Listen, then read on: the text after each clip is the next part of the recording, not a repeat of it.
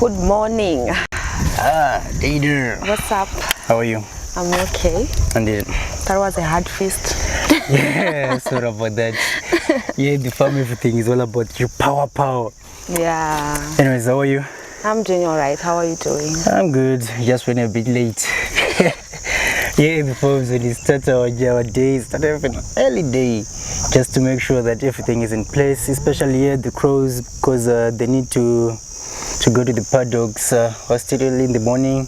The feed on the grass was still a bit with dew. Okay. You know, it's tasty and softer that way. But anyway, the essence of coming here early is to make sure that you see your cows, your animals before they leave. You see if there are any health issues, any injuries, ticks, you know, all those kind of things.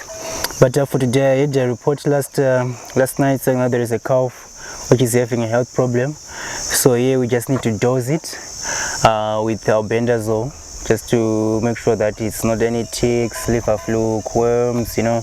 So you just want to dose it, then observe it over the day to see how it progresses. So the dosage that you're using for the calf, is it recommended by the vet or is just an antibiotic or something that you're using? Well, it's an antibiotic. On the bottle label, they give you the instructions based on weight. 50 kgs, you put 5 mils, 100 kgs, and so forth with those ratios. So we just follow those, then we just dose it according to those instructions. It doesn't really need a vet. Okay, so Yeah. how many cattle do you have? Do you reckon to have in here? Yeah, I have 6 here, these big ones. Then for the calves, I have 6. Yeah, so That's a huge number. yeah. And what's the plan? Well, the plan, we just keep them for aesthetic values. We just have to have cattle at the farm, you know. Sometimes there are financial breakthroughs. You hit a rock bottom, you need cash. Okay. It's a quick cash scheme here. You just say 1 or 2, then you're back on your feet. And also, we have a lot of people who work here, so every now and then we just call 1 or 2 for meat, you know, all those kind of things. Yeah. Taking you back to like it's something that you're saying it's a financial breakthrough. Does that mean that the market for cows is like readily available? It's easier to get? It is ready, like you know, as I said, it gives what can I say, aesthetic value.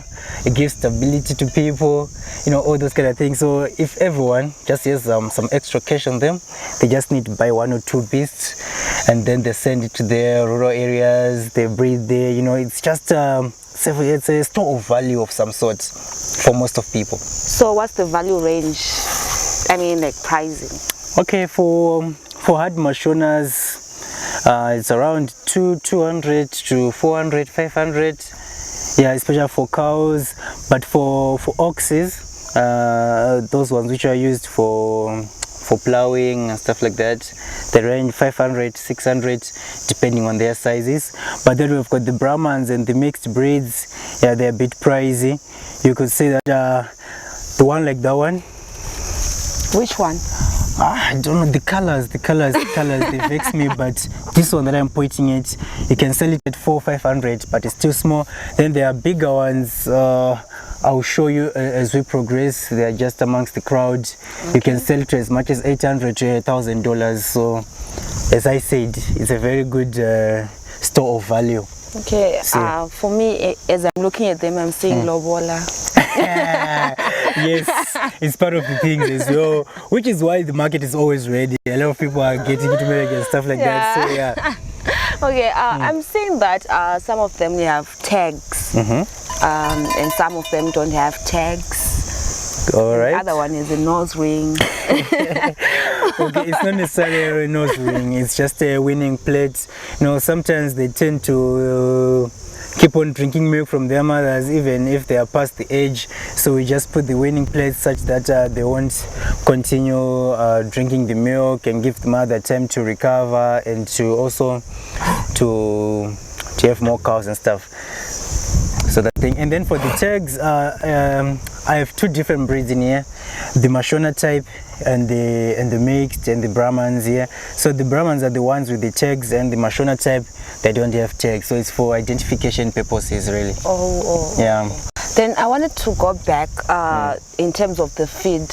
You're saying like you make them to go to the grasslands, but we know Zimbabwe, climate change issues. There's that issue that you no longer have grass. How do you go about it? Okay, so here we produce wheat. So we do have hay bales that we supplement with them, and we also buy cotton seed cake from local suppliers. We give them, and then every now and then we have salt blocks which are just lying in the field and the crow, I mean, so they are just licked to improve their appetite, so they also drink more water and something like that. So that's what we do. Yeah, so since this is not really on for commercial scale, we don't really put much investments into it. We just make sure that when they go to the paddocks, to the grazing areas, they just get enough there. Fortunately, our area here, Marondra, it's not as dry as other areas, so mostly we do have grass, so we do not have problems with feeding them. Okay. And then I'm noticing cow dung in the crow, like the levels. They're quite high, yeah. Okay, so this is a holding area. Like I said earlier, we need to dose that calf, so they need to be a bit confined. So we can't put them in the other crows which are too big. It doesn't have cow dung, so we just put them in here. It's a confined place, and since it's confined with this large shed, definitely there's going to be a lot of cow dung in here. But ideally, of course, we are supposed to remove them every now and then, so it's actually scheduled. But for today, we're just in here because we need to get a hold of that calf I just mentioned before. Okay, then I wanted to ask, let's say I'm just an aspiring farmer, you know, I want to start this cattle system. Is it kind of viable for, you know, someone who is kind of financially strained in a way? Like, we're noticing as people like have suggestions like, oh, poultry is easier, it's way okay in terms of economy. What about this one? Well, it's quite a long investment issue here, because if you're financially constrained, maybe you can't even be able to buy one. But let's say the financial constraint is not that bad. If you start with 2, you don't expect to have 6 or 7 by the end of the month. It's just a thing that you have to buy, then try to feed as much as possible such that they multiply at a considerable rate. Maybe after 5 years or 6 years, it's a long-term investment, unlike poultry, which is why people say poultry is quite easy, because it's a short-term investment. You get to enjoy your profits in about 6 weeks, 7 weeks. Unlike with cattle, you can't do that.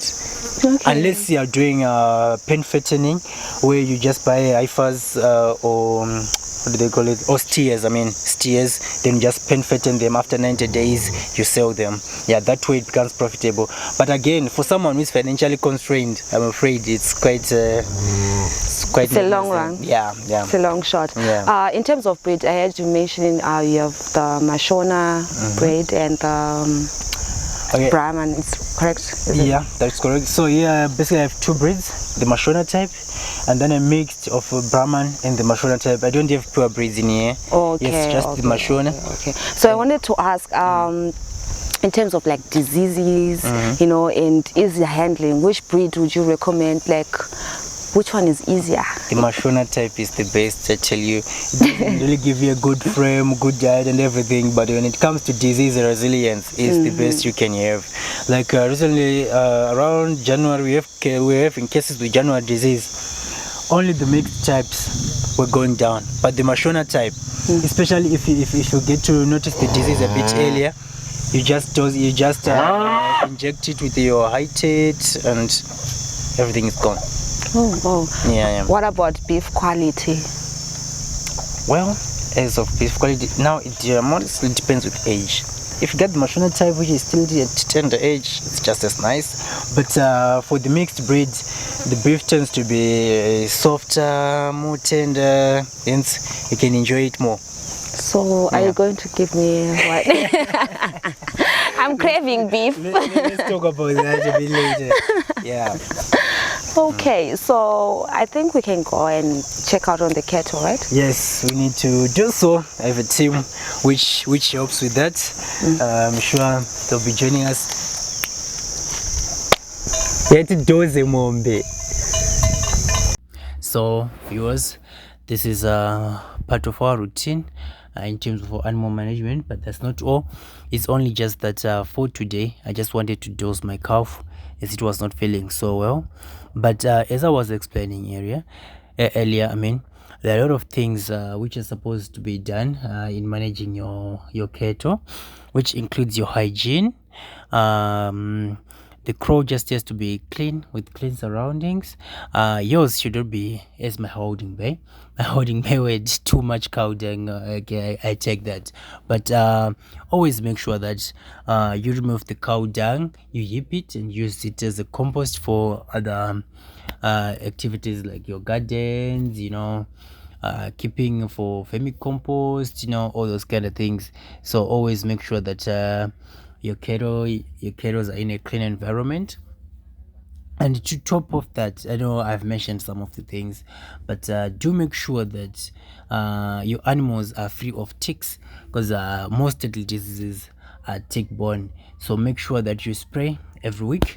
For my case, around this period, it's the start of the rain season, which means the ticks are now have now multiplied, and they're almost everywhere in the grass where they graze, almost everywhere, including the crows themselves. So make sure that you spray. Maybe if you manage to do once, it's okay, but if you do manage to do it twice, like for myself, I do Tuesdays and Saturdays, so please do make sure that you do spray your cattle. And also monitoring, I mean, some say the most important fertilizer in the field is the farmer's foot. So make sure that each and every morning you get your crow, you just check for any irregularities. Always communicate with the headmen. They know better than you because they are always with the animals all day long.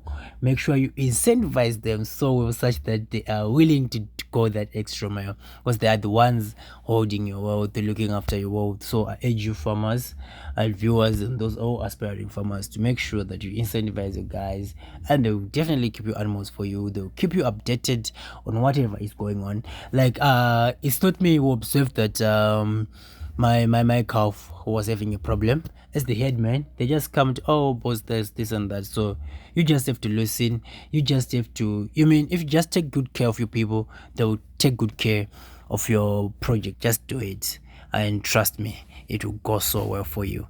Thanks. Stay tuned as I show you more about our daily routines, what we do here.